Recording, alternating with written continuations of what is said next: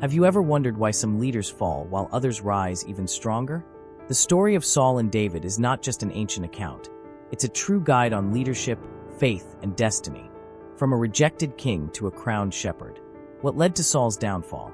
How did David win the heart of God and the people? The answers might change the way you face challenges and opportunities. Get ready for an epic journey through the Bible. By the end of this video, you'll see that these lessons aren't just historical. They can directly impact your life today.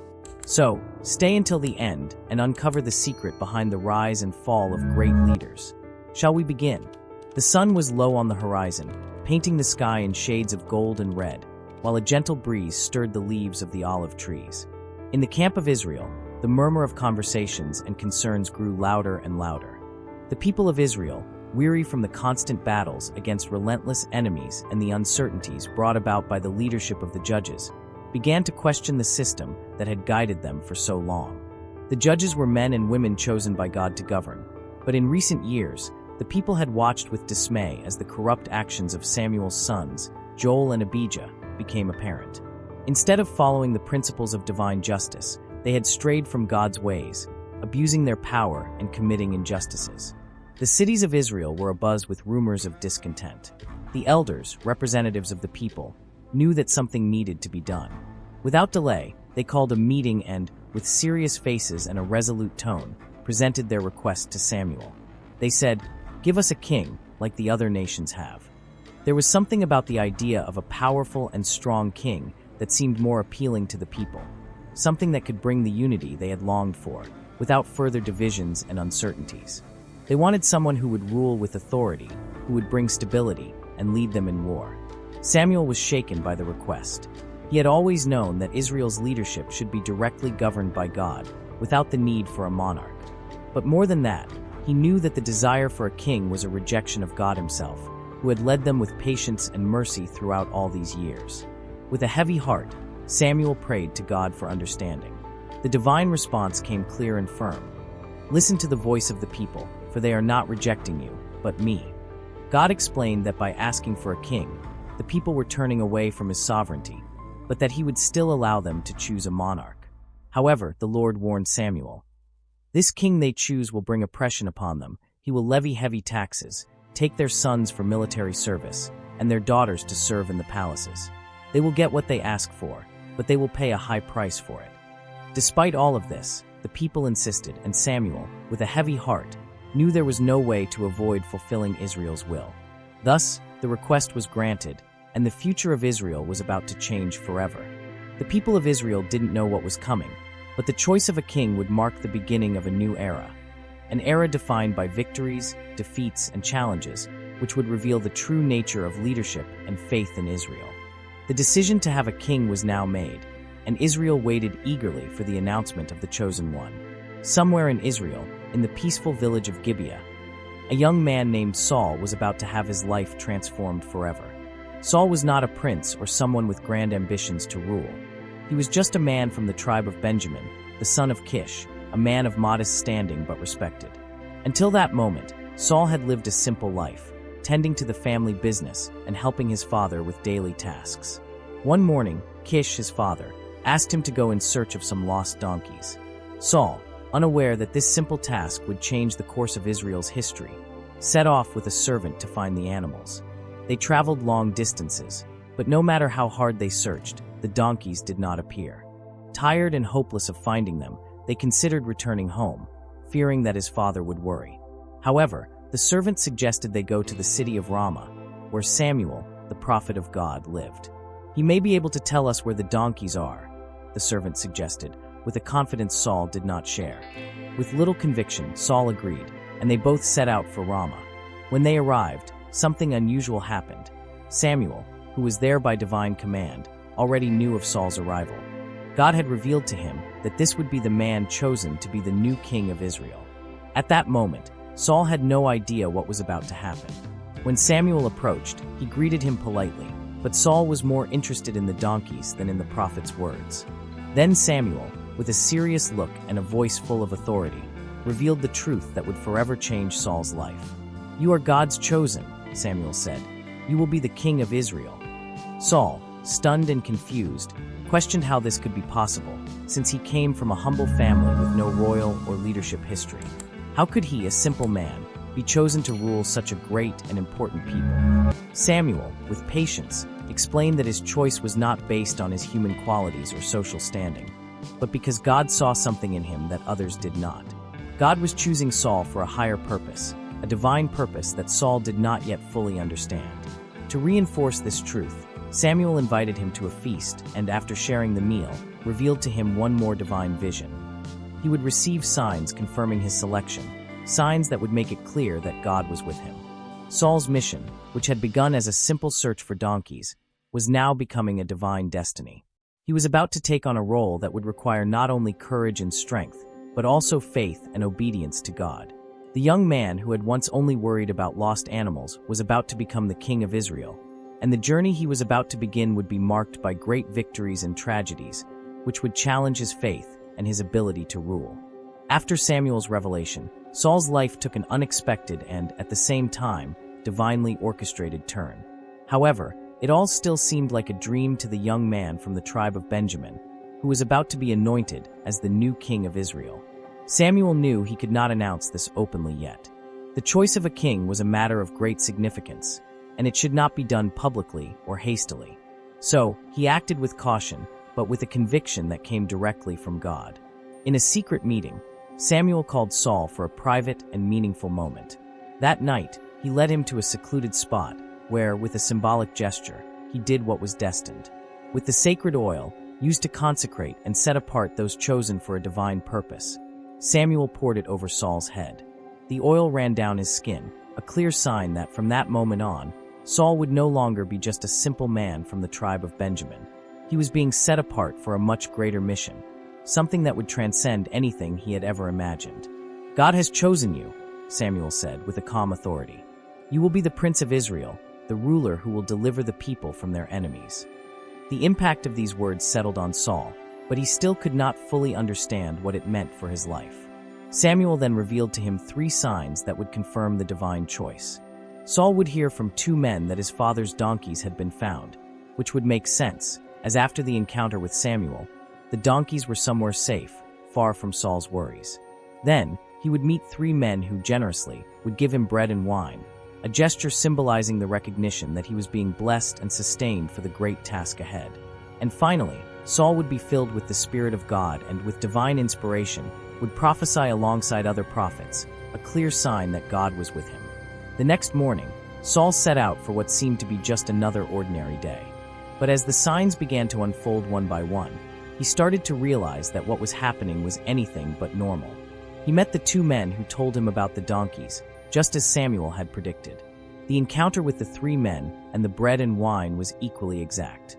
And finally, in the most surprising moment of all, the Spirit of God descended upon him, and he found himself prophesying with other men, a phenomenon he never imagined possible. The reality that he had been chosen by God began to solidify within him. However, the feeling that overtook Saul at that moment was not pride or vanity, but a deep humility mixed with fear. How could he govern such a large and complex people, being just a simple and unpretentious man? Saul was starting to understand that the mission he had been called to would not be easy, but that with God's help, he could fulfill his destiny. When Samuel met with Saul again, the confirmation was complete. Saul's anointing was not just a ritual, but a spiritual milestone that the new king of Israel was being prepared by God to face great challenges and lead the people with justice. From that moment on, Saul's life was irrevocably intertwined with the fate of Israel. The young man who had been searching for donkeys was now anointed to be the ruler of a nation, and the weight of that responsibility began to fall upon his shoulders, both revealing and unsettling. The moment had arrived. God's plan was in motion, and Samuel knew it was time to make Saul's selection public. The secret anointing and the divine signs now needed to be confirmed before the entire people of Israel. Samuel called a meeting in Mizpah, a place of great importance to the Israelites where the tribes gathered for important matters. He wanted all the leaders of Israel to be present so that Saul's choice would be ratified before the whole nation. As the news spread, the crowd gathered in Mizpah, and the tension in the air was palpable. The people of Israel were anxious, but also uncertain. They had asked for a king, but now that this decision was about to come to fruition, doubt hung in the air. Who would be chosen? And how would this transition from the rule of judges to a monarchy take place? Many unanswered questions, but all were about to be clarified. With the sound of drums and trumpets, the ceremony began. Samuel stood before the tribes of Israel with his imposing presence and explained that the choice of the king would be made through a divinely guided drawing. The tribes of Israel would be called, and through the drawing, God would reveal who would be the king. The people focused, their eyes full of anticipation as they awaited the crucial moment. The drawing began, and the tribes were called one by one. When finally the tribe of Benjamin was selected, a murmur passed through the crowd. Then, it was the turn of Kish's family, Saul's father. The crowd was attentive, watching with great expectation. Samuel cast the lots again and, with great solemnity, revealed the name of Saul. But contrary to what was expected, Saul did not appear. He was missing. At first, the people were perplexed. Where was God's chosen one? Why did he not present himself? After a moment of unrest, someone remembered where Saul might be. And there he was, hidden among the baggage and items surrounding the meeting place, a reflection of his insecurity and reluctance. In his heart, he felt unworthy and small before such a great responsibility. The truth was, he still couldn't see the greatness of his role. But when called, he rose, and the vision everyone had of him was striking. His imposing stature and physical presence made everyone's eyes turn to him. The people, upon seeing Saul, finally understood why he had been chosen. He was a tall, imposing man who seemed like the perfect leader for a nation in need of direction. And it was at that moment that the crowd erupted in acclamations. "Long live the king," they shouted. The cry of joy and hope filled the air, but deep down, Samuel knew there was more to this moment. He knew that, although the people saw Saul as the answer to their problems, the path to true leadership would be full of challenges, and Saul still had much to learn. With the announcement made, the doubt dissipated momentarily. The new king stood before the people, anointed and chosen by God. However, the celebration and cries of acclamation were far from reflecting the complexity of what was to come. Samuel, now with a more serious demeanor, urged the people to remember that Saul's selection was not an end in itself, but a new beginning, and that he should rule with wisdom and obey God, the true King of Israel.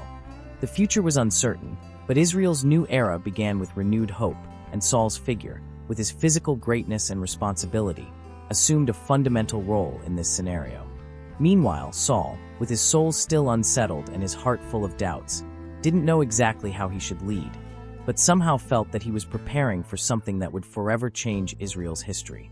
Saul's reign, still young and inexperienced, would soon be put to the test.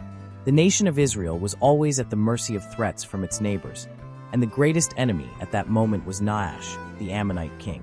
The Ammonites had surrounded the city of Jabesh-Gilead, an Israeli city, and demanded that its inhabitants surrender in a brutal way.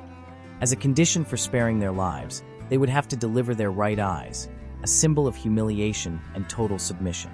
The elders of Jabesh-Gilead, terrified, didn't know what to do. They asked for a 7-day delay to try to find help, and thus, the news reached Saul. When he heard of the desperate situation, a fire ignited within him. The indignation at seeing his people so humiliated awakened something deeper than he had imagined. The true leader was beginning to emerge.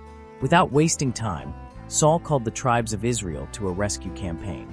But the method he used to gather the people was impressive and unusual. Saul had his oxen cut into pieces and sent throughout the land of Israel with a terrifying message. Anyone who does not come to the defense of Jabesh-Gilead will have the oxen of their land treated the same way. The gesture was radical but effective, and it made the people of Israel quickly assemble. The army was formed, and with the support of the tribes, Saul marched with 330,000 men toward the threatened city. As they neared Jabesh-Gilead, Saul's army saw a chance to act quickly.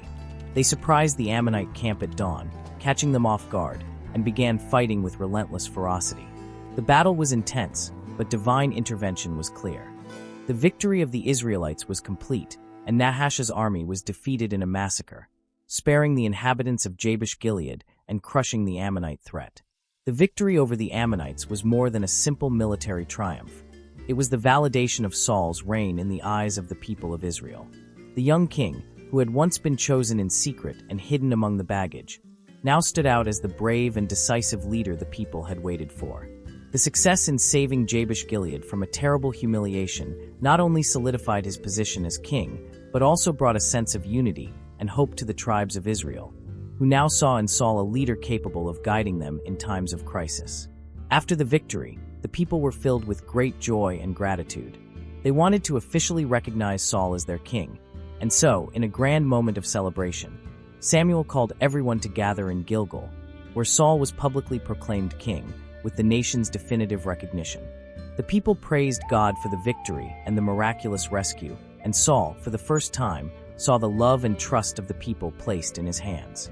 However, while they celebrated, Samuel, with wisdom that only he possessed, reminded the people that Israel's true strength was not in Saul's army, but in the power of God. The victory, although great and glorious, was not a guarantee of continued success. Saul's future as king depended on his obedience to God, and Samuel made sure to reinforce that, while the victory was a great achievement, Israel's true leadership would come when Saul followed God's will in all things. Saul, though victorious, now carried the weight of being a leader who was not only supposed to be a warrior, but also a servant of God, always attentive to his guidance. The path ahead was filled with promises and challenges, and Saul knew that if he wanted to keep God's blessing over his reign, he would need to trust in divine wisdom rather than relying solely on human strength. This victory was only the first step in a journey that would define the history of Israel. Saul's leadership, after the grand victory over the Ammonites, seemed promising.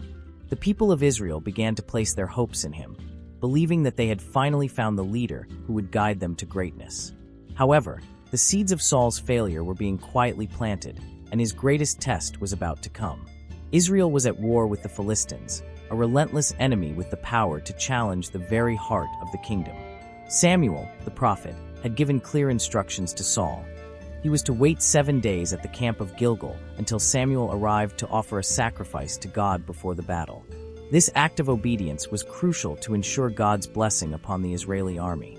Saul's trust in divine direction had to be clear to the people, and more importantly, to God.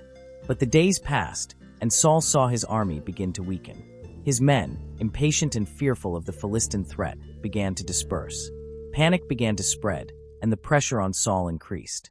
He saw the shadows of the Philistines drawing near and felt the weight of responsibility on his shoulders. The weight became unbearable, and his trust in God seemed to waver.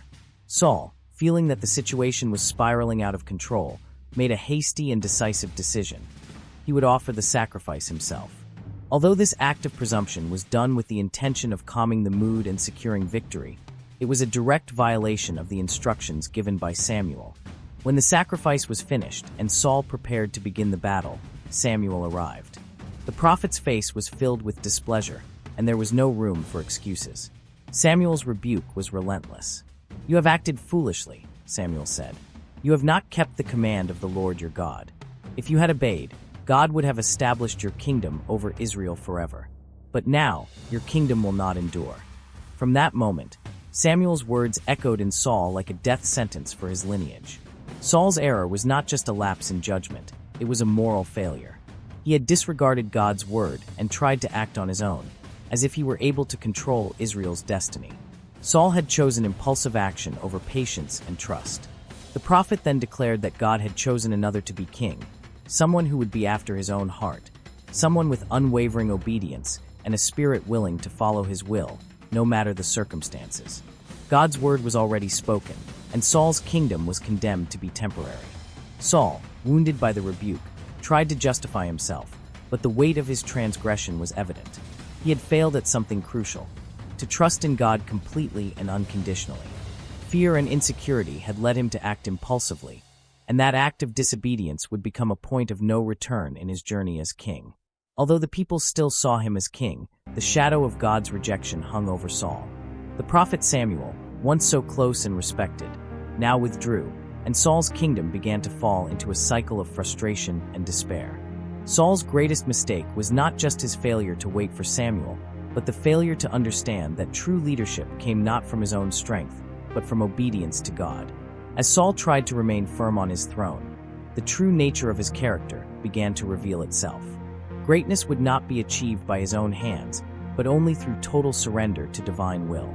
What seemed like an insignificant mistake, a rushed sacrifice, would become the key to his downfall. After Saul's mistake, the tension in his reign grew, and disobedience to God loomed over him like a shadow. However, God had not completely abandoned him, and there was still a chance for redemption. The opportunity came with a direct order from the Lord, an extremely important mission. God commanded Saul to completely destroy the Amalekites, a people who had attacked Israel in the desert when the Israelites were vulnerable and weary. The order was clear and unyielding.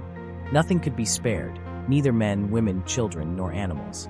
God's judgment was upon the Amalekites, and Saul was to be the executor of this divine justice. Saul, probably with a sense of urgency to restore his position and please God, set out with his army toward the Amalekite camp. The Israeli army was large, and the battle would be decisive.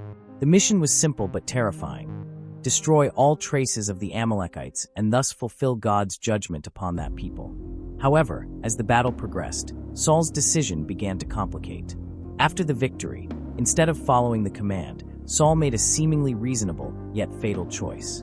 He decided to spare King Agag, the leader of the Amalekites, and also kept the best herds of sheep and cattle, arguing that he would use them to offer sacrifices to God. In his mind, this seemed like a way to honor God by bringing the best of the enemies as a sacred offering. But in reality, this attitude reflected a distorted understanding of obedience to God. When Samuel arrived and heard what had happened, his reaction was one of indignation. He confronted Saul directly, asking why he had so clearly disobeyed God's command. Saul, trying to justify his error, argued that the riches of the Amalekites would be used for God's service. But Samuel, with ruthless authority, declared that obedience to God was more important than any sacrifice. To obey is better than to sacrifice, and to heed is better than the fat of rams, Samuel said, quoting a divine word. For rebellion is as the sin of witchcraft, and stubbornness is as iniquity and idolatry. Saul tried to downplay the situation, still justifying his actions, but Samuel made it clear that his disobedience had deep consequences. King Agag was finally brought before Samuel, and in an act of fulfilling God's judgment, he was executed. The condemnation of the Amalekites was complete, but Saul's true punishment was just beginning. His disobedience to God could not be ignored, and Samuel announced that God had rejected Saul as king, confirming that his royal lineage would not continue. Samuel then withdrew from Saul, never to see him again, and the sense of desolation and rejection settled deeply in the heart of the king. He had failed to understand that, above all, obedience to God was fundamental to his leadership and the success of Israel. The desire to please himself, to use the best spoils as sacrifices, rather than faithfully following the divine order, showed the weakness of his character and his inability to be a true leader according to God's heart. With Saul's rejection, Israel's future seemed uncertain. The king had been chosen and anointed by God, but his disobedience and lack of faith had made room for a new leadership, one more faithful and obedient, which God was already beginning to prepare. The mission that had seemed simple and direct had become the turning point in Saul's reign, and the story of his decline had only just begun. The sun began to set on Israel, and a shadow of hopelessness seemed to settle over Saul's reign. The failure to obey God during the attack on the Amalekites marked the beginning of his downfall. The one who had been anointed to be the king of Israel now faced a bitter truth. God had rejected him as the leader of his people. Samuel, the prophet who had been his mentor and guide, was the bearer of bad news. After confronting Saul about his disobedience, the prophet declared an irrevocable sentence. Because you have rejected the word of the Lord, he has also rejected you as king. It was a declaration of condemnation, a fatal blow to Saul's reign. Saul, visibly shaken, tried to apologize, seeking some form of divine mercy. He asked Samuel to forgive him and intercede on his behalf before God, but Samuel's response was merciless. Saul's time was running out. He had already lost God's trust, and no matter how much he desired to remain on the throne, there was no longer a path to forgiveness. The decision had been made, and God had other plans for Israel. In that moment of confrontation, Saul, out of control, grabbed Samuel's robe as he was walking away. The fabric tore, and the scene became a powerful symbol of the rupture between Saul and God. Samuel, with a firm voice, used the tear in the robe as a metaphor for what was happening with the kingdom of Israel. Just as your robe was torn, so too has God torn the kingdom of Israel from your hands. What seemed like a simple dispute between a king and a prophet was, at its core, a much deeper issue. Saul had not understood that his leadership did not depend on his strength or personal ability, but on his total dependence and obedience to God. The pride and stubbornness that had shaped his choices turned out to be insurmountable obstacles between him and God's will. Saul's rejection was not just a punishment. It was a sad reflection of a life filled with wrong choices. God had already chosen another man to be the leader of Israel, someone after his own heart, someone humble, obedient, and willing to do God's will at any cost. Saul, however, still refused to accept the truth of his failure. He was lost in the illusion that he could continue to reign, ignoring God's will. With Samuel's departure, Saul was left alone, without the prophet's guidance, and the loneliness seemed to increase the weight on his heart. The nights grew longer, and Samuel's words echoed in his mind. God has rejected you as king. His connection to the Lord had been broken, and the throne he occupied now felt like an unbearable burden. From that moment on, Saul's reign began its irreversible decline. The victories he still managed to achieve were hollow, lacking the backing of divine blessing. The people, who had once hailed him, now began questioning his ability to lead. God's rejection was not just a blow to Saul, it was a crisis for the entire kingdom. The nation of Israel was now looking to the future, with hope, but also with fear of what was to come. While Saul tried to cope with his own downfall, God began preparing a new leader, one who would lead Israel on a new path. Saul's kingdom was lost, but God's plan for his people continued to unfold. In Bethlehem, a small town in Israel, the sound of bleating sheep and rustling trees seemed nothing more than the everyday life of a simple family. Jesse, a humble man from the tribe of Judah, would never have imagined that his life was about to change forever. His children of various ages ran and played around the house, unaware that one of them would be Israel's future king.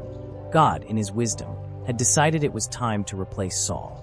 He sent the prophet Samuel to Jesse's house with a clear mission: to anoint the next king of Israel. However, Samuel, with his experience and discernment, was surprised by the choices God offered. Jesse, confident that one of his older sons would be chosen, called for the tallest and strongest. They were undoubtedly impressive men, physically formidable, and Samuel felt the anticipation grow with each new son who passed before him. But God's response was always the same. Not this one. Each of Jesse's sons that Samuel saw was rejected, one by one. And with each rejection, Samuel wondered if there was some mistake in God's choice. After all, who could have imagined that one of Jesse's sons would be a king? Discouraged, the prophet asked, "Are these all your sons?" It was then that Jesse, as if it were an insignificant detail, mentioned David, the youngest, the one who was out in the field tending the sheep. He was not the one who stood out in battle, nor was he the tallest or the strongest, but God had something very different in mind. David was called, and upon seeing him, Samuel felt a deep confirmation in his spirit. God said to him, "Arise, anoint him, for this is the one." As Samuel did so, he poured oil over David's head, anointing him before his brothers, and in that moment, the Spirit of the Lord came upon him with power. It was a transfer of spiritual authority, a divine empowerment that would transform that young shepherd into something much greater than he had ever imagined. David, with his humble eyes and pure heart, did not fully understand the magnitude of what had just happened. He was just a young man in the mountains taking care of sheep. But God's choice was not based on appearance, strength, or military ability. God saw the heart, and David, though small and insignificant in the eyes of many, had a heart that sought to please God above all else. As David returned to the field, news of his anointing did not spread immediately. To many, he would remain the simple shepherd, with his songs and struggles against predators, far from the political disputes of a kingdom in crisis. However, to God, he had already been prepared for something much greater. The future king of Israel was not in luxurious palaces or surrounded by riches. He was in the fields, faithful to his duties, tending his father's flock. But God's plan was broader, and David was about to be thrust into a journey that would lead him to battles, kingdoms, and unimaginable twists of fate. And so, the God who chose David in secret, amidst the silence of the mountains and the humility of the field, was about to show Israel that, though men look at appearances, he looks at the heart. And David's heart, pure and obedient, would be the key to Israel's transformation. The Israelite army was in a state of panic, camped in the shadows of the mountains, with the sound of war drawing nearer. The Philistines, their eternal enemies, were positioned across the valley, and among them appeared an imposing figure that made the hearts of the Israelites beat faster with fear. Goliath, a giant over 9 feet tall, with bronze armor that seemed invincible. His heavy footsteps echoed through the field as he advanced, challenging the Israelites to send out a fighter. With a voice that cut through the air like a sharp sword, Goliath shouted, "Choose a man to come and fight me. If I win, all of you will be my servants. If he wins, then we will be your servants." For 40 days, he repeated this challenge, mocking the Israelite army, mocking their God. Fear took over the camp. The soldiers, who had fought bravely in other battles, now trembled before an enemy who seemed impossible to defeat. Goliath, with his shield and sword, was not just a physical threat, but an affront to the very God of Israel. It was in this atmosphere of hopelessness and shame that David, the young shepherd who had been anointed as the future king, entered the scene. He was there not to fight, but to bring supplies to his brothers, who were in the army. When he arrived at the camp and heard Goliath's challenge, David was shocked by the fear that gripped everyone. He couldn't understand how that giant dared to challenge the army of God, and more importantly, how everyone was accepting that challenge. Who is this uncircumcised Philistine that he should defy the armies of the living God? David questioned, with a confidence that seemed out of place for the situation. His enthusiasm, however, was not well received. His older brothers, incredulous, rebuked him, thinking he was being reckless. But David, undeterred, spoke with King Saul, offering to fight Goliath. Saul, surprised by the young man's boldness, tried to dissuade him. "You are just a boy, and Goliath has been a warrior since his youth. How could you defeat him?" Saul said. David, with the calmness of someone who had already faced much greater challenges in the field, explained, "I have defended my father's flock from lions and bears. When one of them came to steal a sheep, I pursued it, struck it, and killed it. The Lord who delivered me from the claws of those animals will deliver me from this Philistine." With unwavering faith, David asked permission to face Goliath, and Saul, with no other options, finally consented. Before he left, Saul tried to dress him in his own armor, but David, unaccustomed to the weight, quickly rejected it. "I can't wear this," he said, preferring to go into battle with the simplicity of a shepherd. David took his sling, selected 5 smooth stones from the brook, and armed only with his faith and courage, walked toward the battlefield. When Goliath saw him approaching, he laughed and mocked. "Am I a dog that you come at me with sticks and stones?" Goliath, with his armor gleaming in the sun, looked at the young, inexperienced shepherd, and disbelief spread across his face. He could barely believe that someone so small dared challenge him. But David was undeterred. "You come to me with a sword, spear, and shield, but I come to you in the name of the Lord of hosts, the God of Israel, whom you have defied," David proclaimed with a confidence that seemed to transcend reason. Then, with surprising speed, David placed a stone in his sling and hurled it with the power of his faith. The stone flew through the air and struck Goliath squarely in the forehead, the most vulnerable part of his giant head. The giant, who had seemed invincible, fell heavily to the ground, defeated by the power of God. The Philistine army, which had once seemed unbeatable, was now in despair.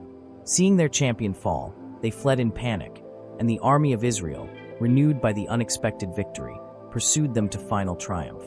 David, with the humility of a shepherd, had defeated Israel's greatest enemy, not with human strength, but with unwavering faith in God. David's victory over Goliath was not just a military triumph. It became a symbol that, with faith, even the most imposing obstacles can be overcome. And amidst the ranks of soldiers, the young shepherd became a legend. David's victory over Goliath echoed throughout Israel as a divine triumph. David's name was whispered in villages and cities, and it wasn't long before he became a national hero. His courage and faith inspired the people, and the Israelites began to see in him not just a brave warrior, but the very chosen one of God for something much greater. David's fame spread quickly, especially after his consecutive victories over the Philistines and other enemies of Israel. He became the commander of King Saul's military forces, and under his leadership, the Israeli army achieved victories that had never been possible before. The women of the cities began to sing, "Saul has slain his thousands, but David his 10,000s."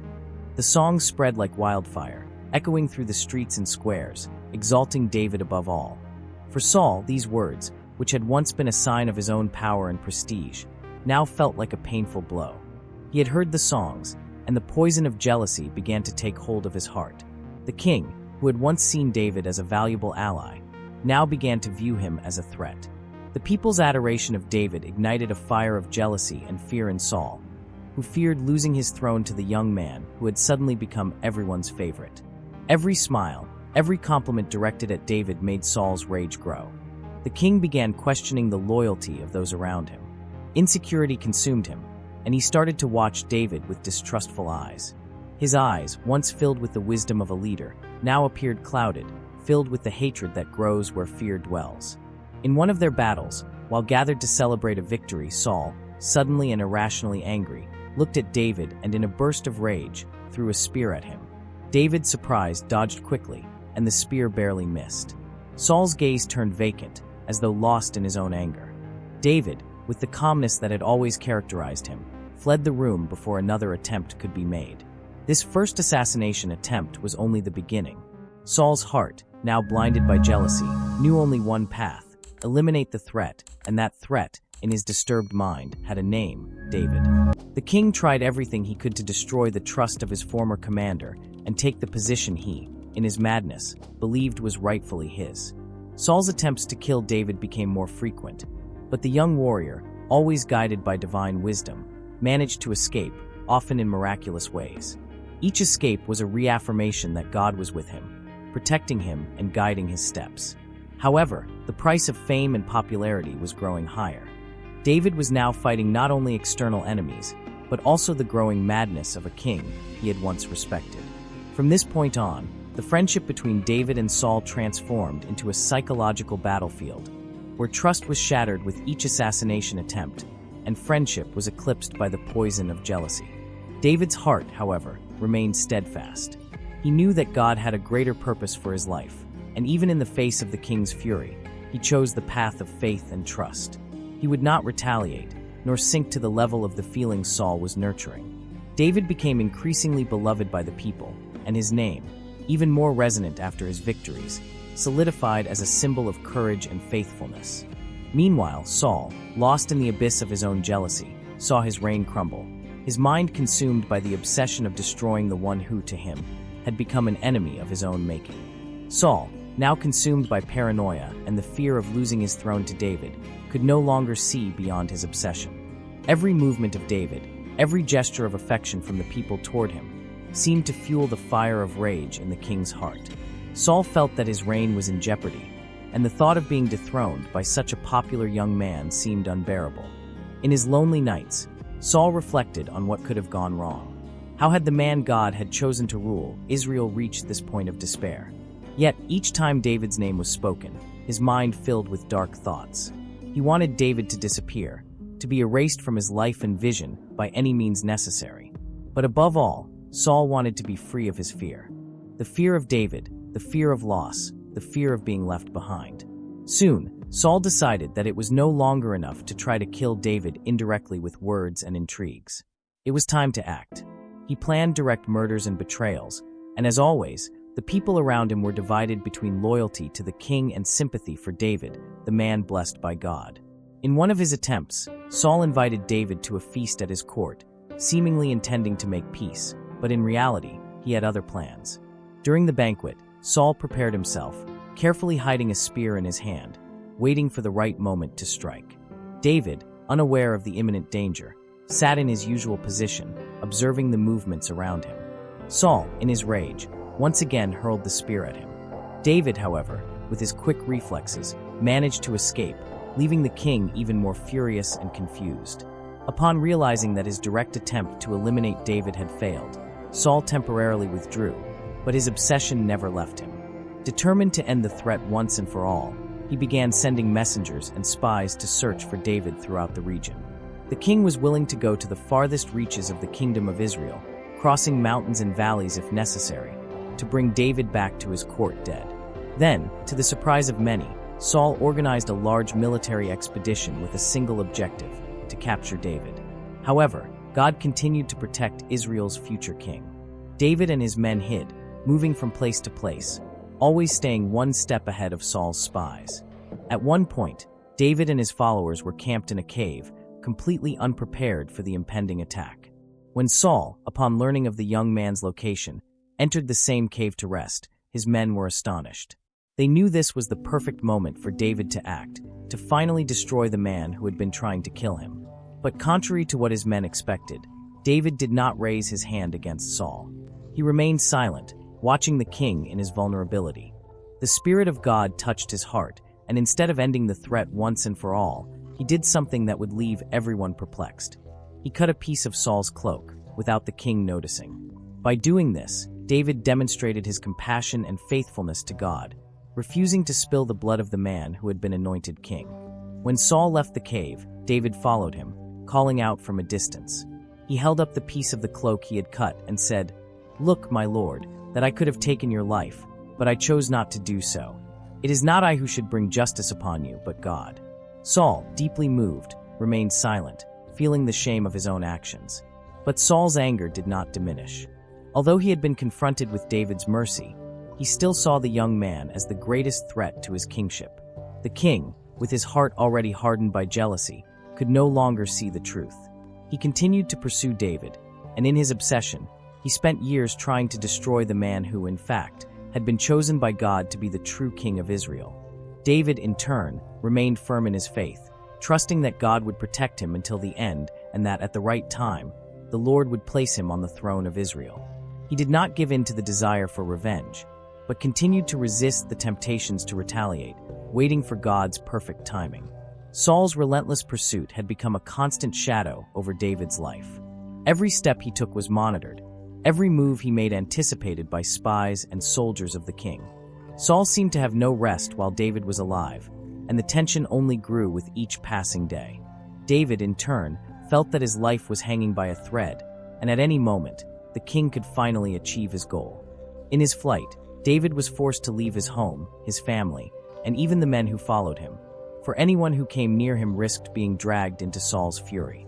For days, he wandered through the mountains and deserts of Israel, always looking for a safe hiding place, but growing more and more exhausted, worried, and above all, desperate.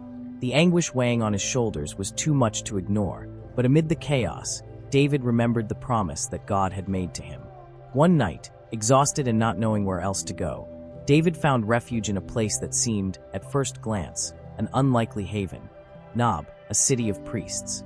He introduced himself to Ahimelech, the high priest, saying he was on an urgent mission and needed food for himself and the men with him.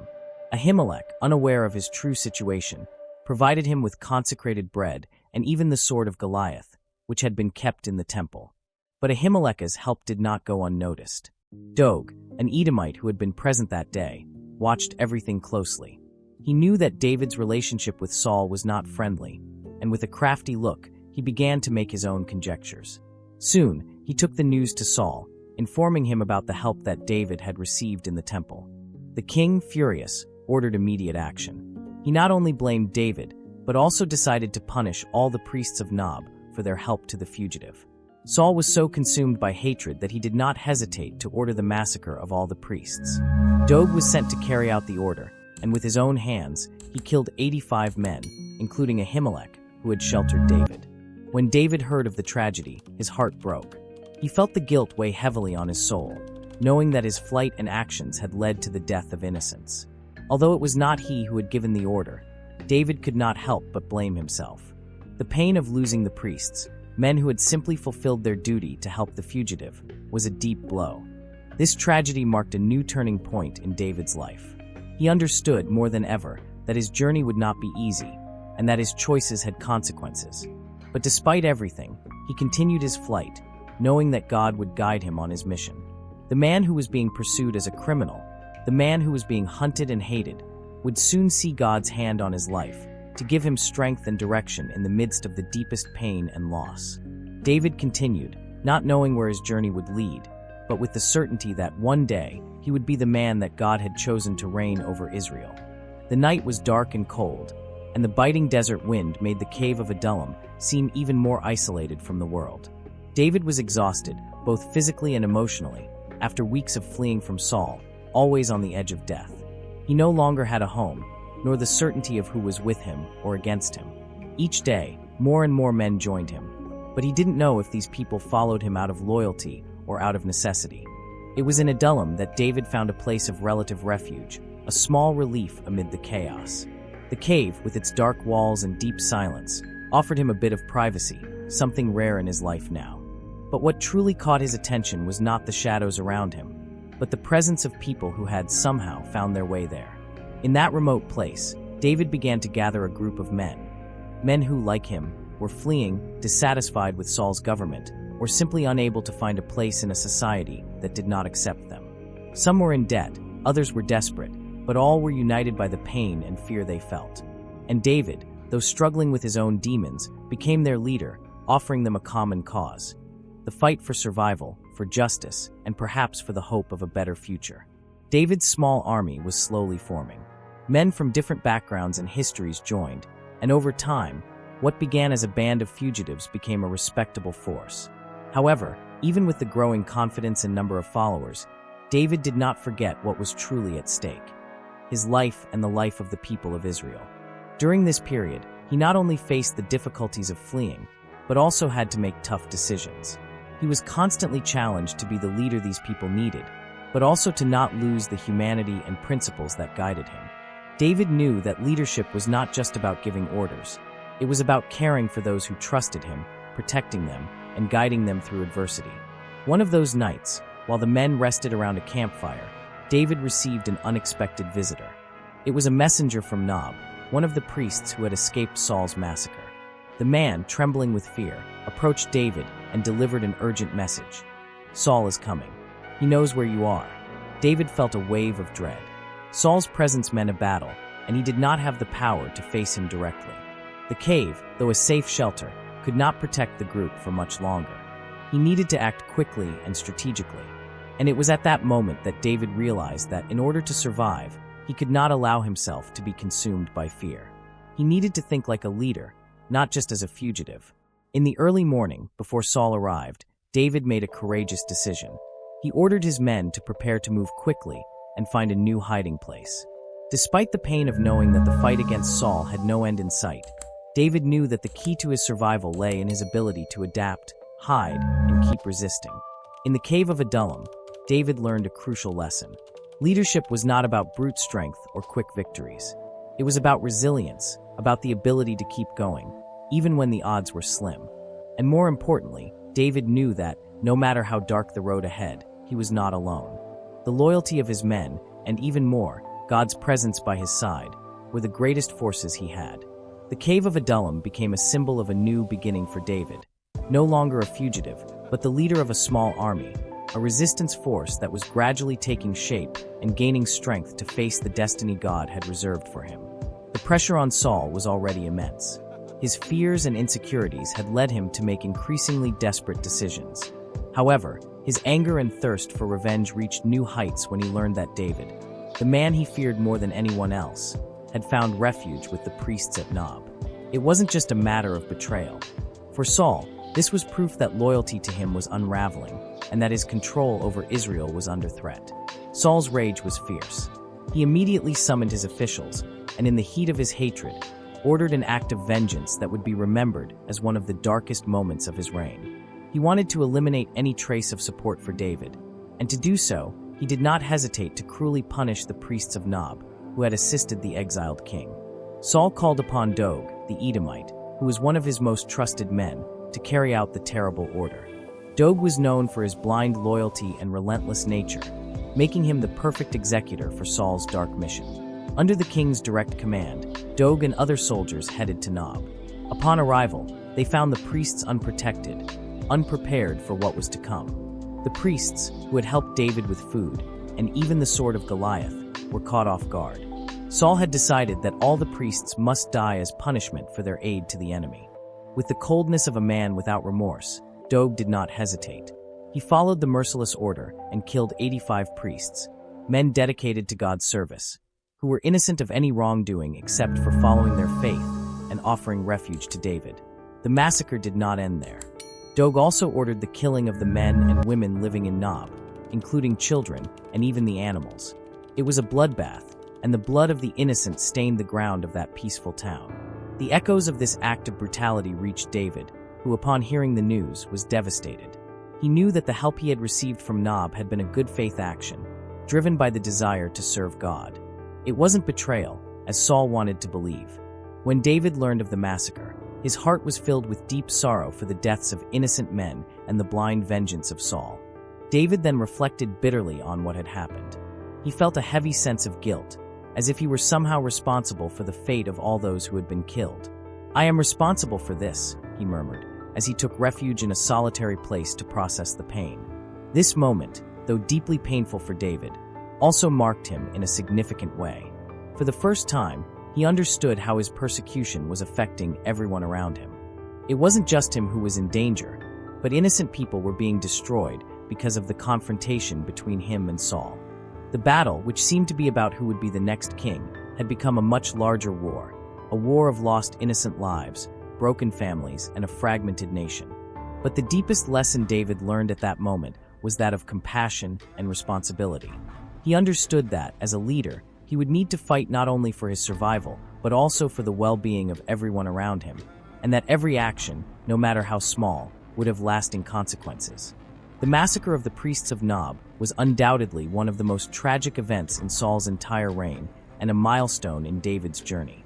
As Saul's pursuit continued to torment David and his followers, the shadow of Nob would remain over him, reminding him of the cost of war and the need to fight not only against enemies, but also for the preservation of humanity and justice in his heart. King Saul, obsessed with the idea of destroying David, continued his relentless hunt. David, in turn, always found himself forced to flee, seeking refuge in remote places to escape the king's traps. On one such occasion, while David and his men were hiding in a cave in the desert of En-Gedi, something unexpected happened. Saul, having received information about David's whereabouts, entered the same cave to relieve himself, unaware that the target of his pursuit was there, hidden in the shadows. David's men, seeing the opportunity, immediately urged him to take advantage of the moment and kill Saul. It was the perfect chance to end the pursuit and finally take the throne of Israel. However, David, with wisdom beyond human logic, resisted the temptation. He did not want to raise his hand against the Lord's anointed, regardless of the circumstances. David knew that vengeance was not his to take, and that God himself had placed him in a position to wait for his timing. Carefully, David cut a piece of Saul's robe as a symbol of what he could have done. When Saul left the cave and walked away, David emerged and called to Saul, showing him the cut piece of the robe. He said, "See, my lord, look, I am not your enemy. See what I could have done, but I chose to spare your life." Saul, hearing these words and realizing that David could have killed him, humbled himself before him, acknowledging that he had been impulsive and wrong in his pursuit. This gesture of David demonstrated a character of deep integrity and respect for God. He could have claimed the kingdom easily, by force and violence, but he chose the harder path of patience and faith. Saul, touched by David's mercy, asked for forgiveness and promised not to pursue him any longer. However, despite Saul's momentary repentance, history would show that his true change of heart was yet to come. Saul's reign, marked by disobedience and a lack of faith, was coming to an end. Over time, he drifted further from God, and the answers he once received directly through prophets or revelations became rare. When the Philistine army approached for a decisive battle, Saul, fearful and directionless, found himself at a crossroads. Without any divine guidance and no response from prophetic revelations, he fell into deep despair. In one final act of hopelessness, Saul made a decision that would shock even the most loyal. He sought out a medium at Endor, a woman who practiced necromancy, in an attempt to summon the spirit of the late prophet Samuel. Saul knew this was a forbidden practice, something he himself had banned from Israel, but his fear and hopelessness drove him to cross all boundaries. Disguised to avoid being recognized, he went to the medium with the intention of seeking spiritual guidance, something he could no longer find legitimately. The medium, upon realizing that the man before her was King Saul, was terrified.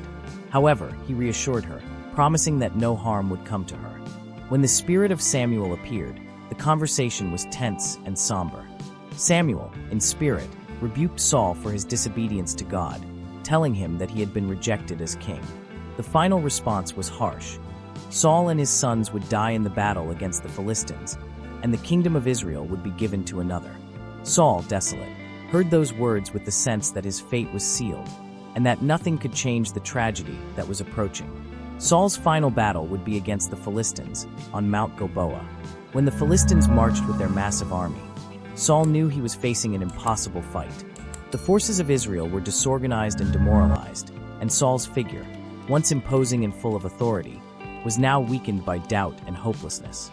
During the battle, the the Philistines quickly gained the upper hand, and Saul saw his sons, including Jonathan, fall beside him, killed by the enemy.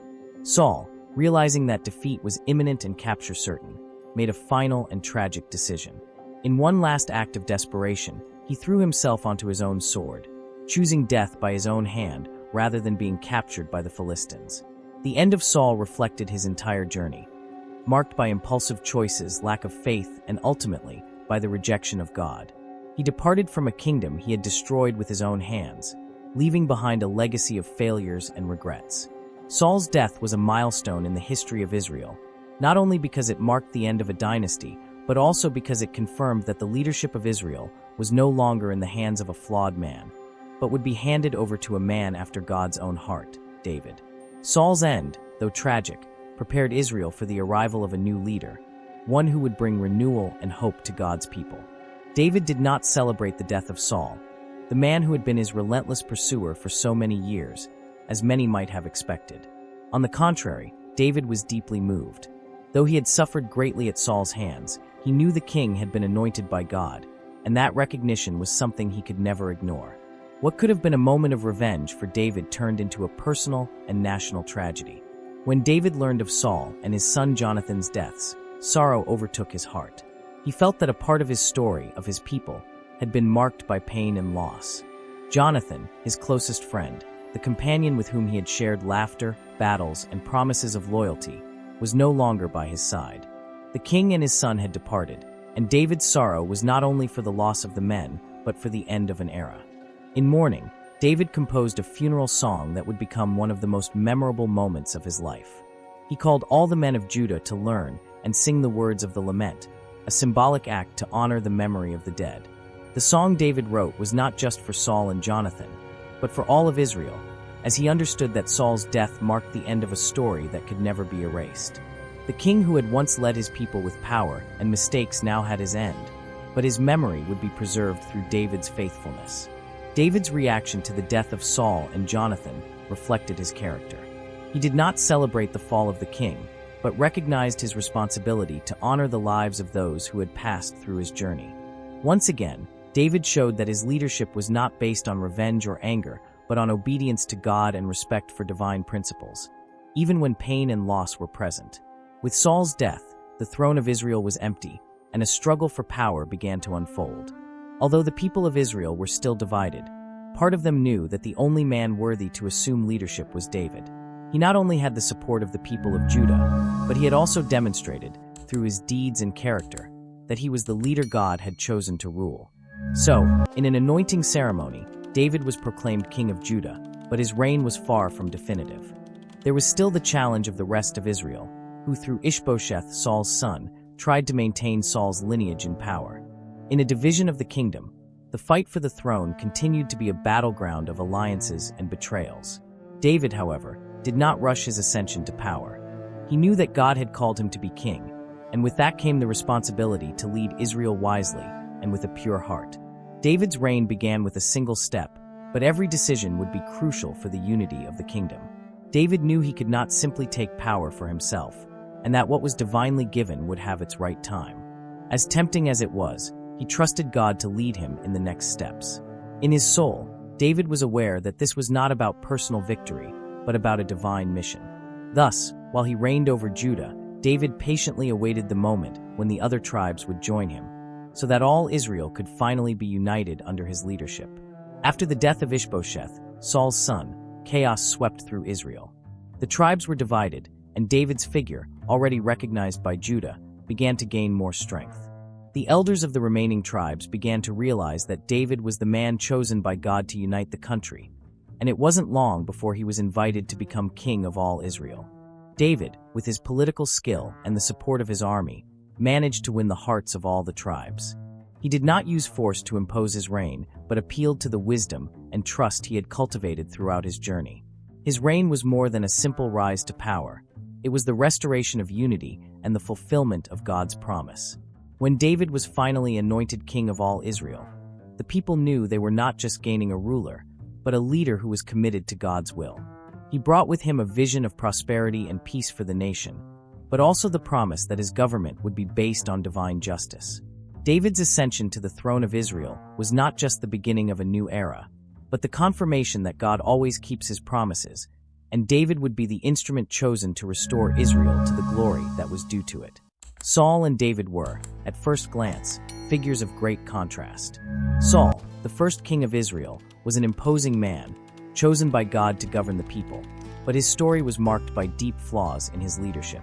He was impulsive, often driven by anxiety and the need to please the people, to the point of disobeying God at crucial moments. His heart, though initially fearing God, began to drift away from God's will as power went to his head.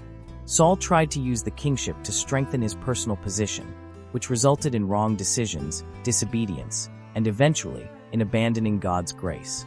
On the other hand, David, the man Saul feared so much, stood out not only for his military skill, but for his faith and patience.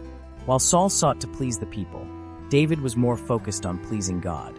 His journey to the throne was full of difficulties, persecutions, and humiliations, but in all these adversities, David never lost his trust in God.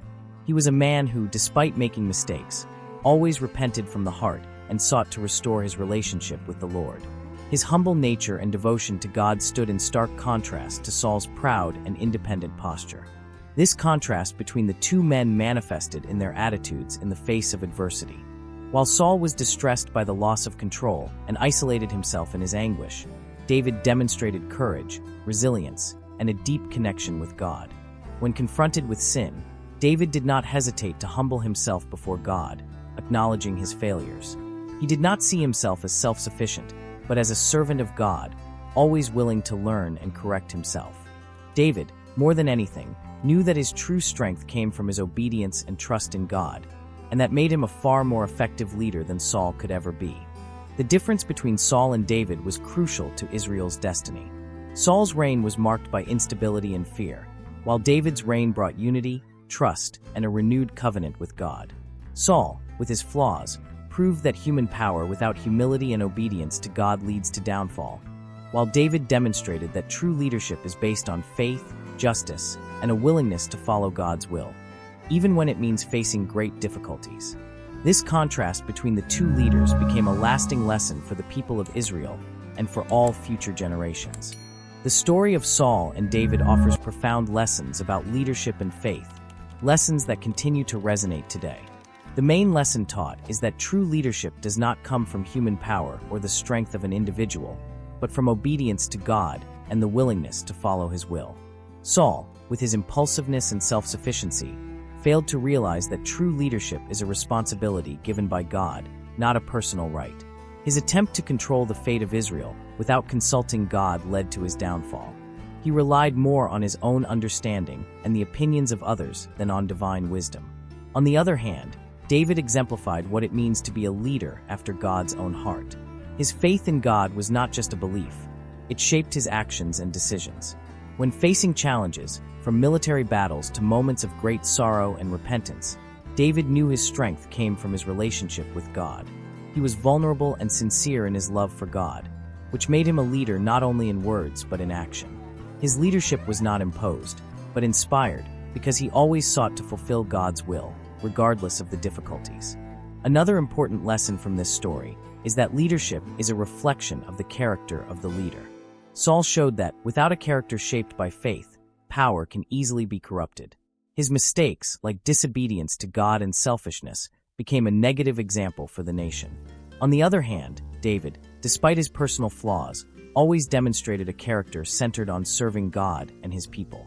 He knew that leadership was an act of service, not domination. His story of repentance and redemption is a model of humility, showing that true leadership lies in acknowledging one's mistakes and always seeking divine guidance. Finally, the story of Saul and David teaches us that faith is not just a passive belief, but a continuous action. David trusted in God at all times, from his battle against Goliath to his rise to the throne of Israel. David's faith was not just an inner conviction, but a force that drove him to act justly and courageously. True leadership, therefore, is a combination of unwavering faith in God and the courage to do what is right, even in the face of adversity. These lessons continue to inspire leaders and ordinary people to seek not only earthly success, but also to make a difference with integrity, wisdom, and trust in God. And so, The story of Saul and David teaches us great lessons about faith, leadership, and the importance of staying faithful to God, even in the toughest times. The journey of both reflects how our choices shape not only our destiny, but also the impact we have on those around us. If you enjoyed this content and want to learn more about inspiring stories like this one, don't forget to leave your comment below. Which lesson from this story touched you the most? Like the video to help us spread this learning to more people. And of course, subscribe to the channel so you don't miss any new content. See you in the next video.